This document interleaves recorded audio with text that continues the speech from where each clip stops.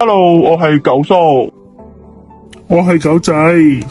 今日帶大家去猛鬼聖地新娘潭。新娘潭位於新界大埔船灣郊野公園，景點包括新娘潭瀑布同埋新娘潭。瀑布嘅高度達15米，水潭嘅面色廣闊而深。夏季有觀光客人喜歡喺呢度潭水呢度就游水嘅。因為水源未受污染而且水清見底水溫清涼係一個消暑嘅好地方。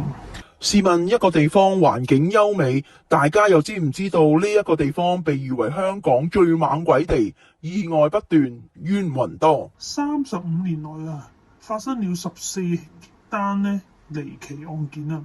造成咗20人死亡被封為香港4大鬼域之首有命理師指出呢個投湖自送或者意外浸親嘅靈體怨氣相當重如果唔超度嘅話佢永遠都徘徊喺個水中裏邊故事係咁樣嘅，講到清朝嘅時代，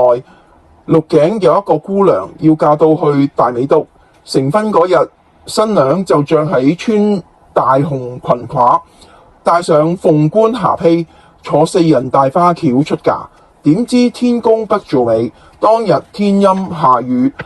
隊伍行到去而家嘅新娘潭河間嘅時候，突然落起滂沱大雨，河間嘅水位暴漲，唔知道轎夫滑倒定係大雨喺瀑布裏邊衝落嚟。總之就係花轎中嘅新娘被水沖咗落去深潭裏邊，唔知跌死定係浸死，總之就是不幸身亡。之後呢個地方就有鬧鬼嘅傳聞啦。呢件事發生之後，有村民喺晚上突然聽到新娘潭傳來敲鑼敲鼓嘅聲音。佢係啲咩聲呢？就係好似呢個花轎迎接新娘嘅時候嘅聲音。後來有人真係忍唔住啦，就真係聽到呢啲聲音就去呢個新娘潭睇一睇究竟發生乜嘢事但係佢走到呢個潭邊竟然一個人都冇佢以為自己聽錯，所以佢咪翻轉頭咯。喺翻轉頭嘅時候就發現一個穿上呢個新娘服裝嘅女人喺個潭上面照鏡當呢個村民走近去望下嘅時候竟然發現呢個新娘冇倒影呢件事傳出之後接連就有好多人表示喺新娘潭都有看到死咗嘅新娘。因為呢件事之後，新娘潭就有不斷嘅車禍發生，同埋啲人就喺度講應該係冤魂喺度找替身呢個講法啦。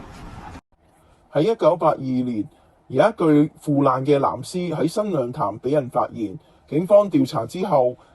，21歲嘅男子與未婚妻啱啱談論緊佢哋嘅婚事，但係呢個男子同未婚妻談論婚事嘅時候就結識咗個小三，最後就俾人謀殺同埋棄屍啦。1998年，一名30歲嘅父親揸車到呢個新娘潭路喺嗰陣時，佢分別餵呢個安眠藥俾2歲同3歲嘅女兒，然後喺架車裏邊閂晒窗，所以吸入過多嘅一氧化碳而身亡。當然2個女兒都係死喺架車上邊啦。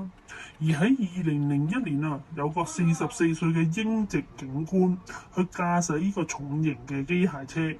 經過新娘潭道轉彎嘅時候不慎失控撞到一個大樹導致大樹折斷咁當然司機當場死亡啦。新娘潭路由2018年到2020年，一共發生咗104宗嘅交通意外，其中100宗係傷亡嘅。3年裏邊一共死咗5個人，由2004年起17年，最少有12個人同一個位置因為車禍而死亡。到底新娘潭真係咪咁邪，還是係道路有問題？咁就真係不得而知啦。鍾意我哋嘅頻道，記得讚好、訂閱同撳鐘仔啊！